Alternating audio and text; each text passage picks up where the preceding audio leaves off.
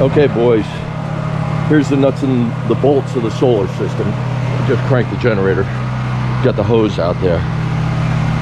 I got my friends Will and Justin. Okay, here we are, YouTubers. It's Monday morning, and Upstone is here. They backed down my logging road, and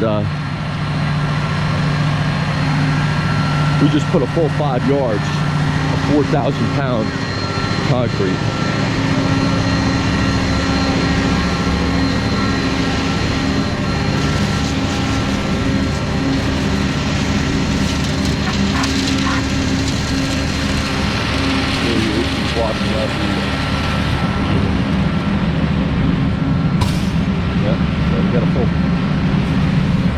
So this truck came in here, it's only 9'6", we'll see.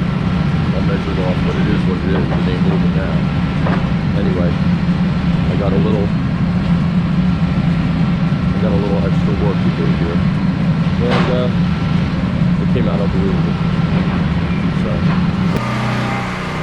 and I'll show you the problem excavator, Big Will, and it's looking real good. Okay, it's Monday afternoon. And here I am. We're finishing up. I just want to show you the edge.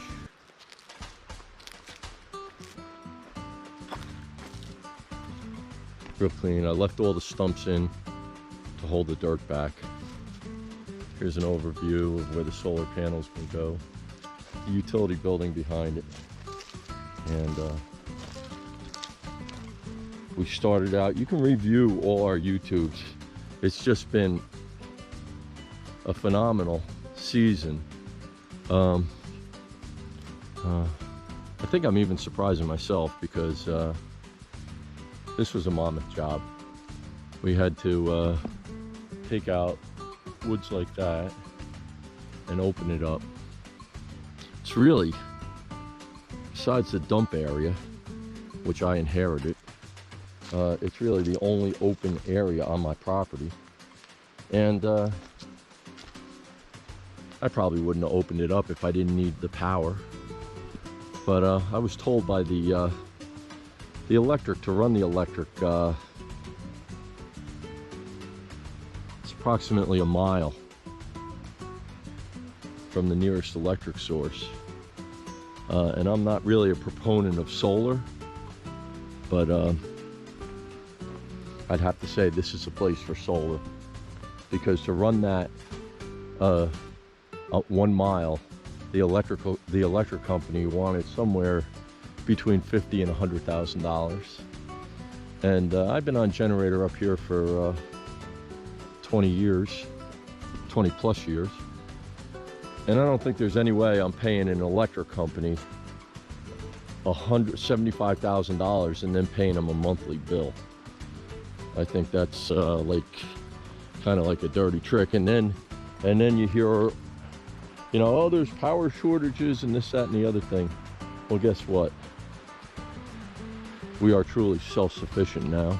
It took a little bit. I didn't think the pipe would be this heavy that the panels are going to sit on, but it must have weighed, I don't know, it must have weighed 300 or 400 pounds. But here's the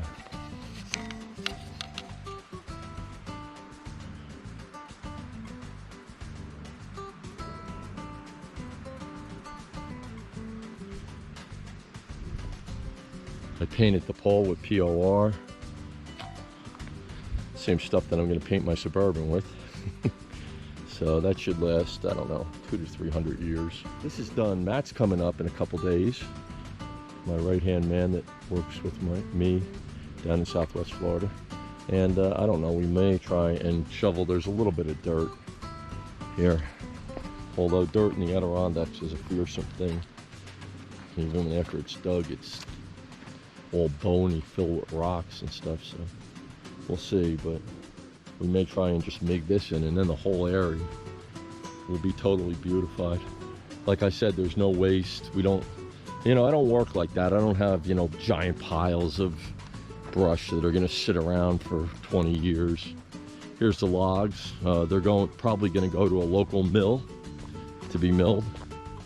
Speaking of campfire wood, this is not campfire wood, but when the Adirondack lumberjack came, you'll see that in the September, we kept all the hardwoods, the maple, the birch, and the cherry. This is cherry here. There wasn't there's I'm gonna say there's at least a couple cords here. And then of course you have your 500-pound rocks. This nice little pile. That was the rock that, came out of here during the conduit dig and the dig of the pole, and just digging the stumps out. Yeah, when we dug stumps, this was all stumps in here. We took the stumps out of the flat, but when we dug the stumps, there was those monster rocks because we're in the Dax. And the Lord gave me a revelation years ago, and that's that the Adirondacks basically are wood and stone. Those two things. And like I said before, and I don't know, I may have been rambling on another tutorial, but I've looked into the great camps, and a lot of the early owners of the great camps were influenced by the architecture of the Japanese with wood and stone, and they had money, so and I guess the Swedes, and I would even say the Italians up towards the Alps too, but we have our own little deal going on right here in the Adirondacks. That's why I really appreciate all of you who watch and like and subscribe. I've been doing this my whole life.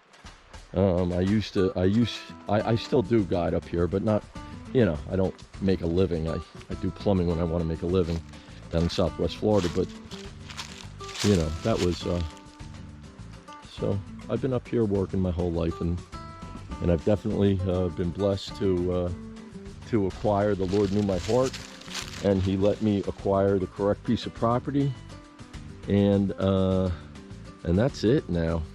I mean, this is just a whole new era, and I just appreciate all my subscribers and likes and follows, and it's been a tremendous season.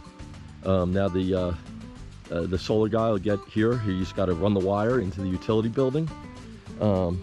Hopefully I have a chance to breathe so I could do a little more filming, but in that work,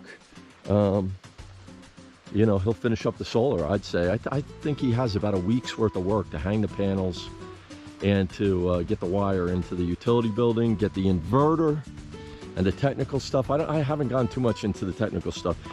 Jim Hammond, and if you look up our earlier videos, you can see him of ADK Solar and Ampersand Electric, is a master electrician, and he's also, I've heard from other contractors, not from him, that he's excellent, and that his work is good, and that it seems like it's regular electricity when it's done. And I told him, I said, we need the best system, because you could see from the work that we do here that we're into excellence.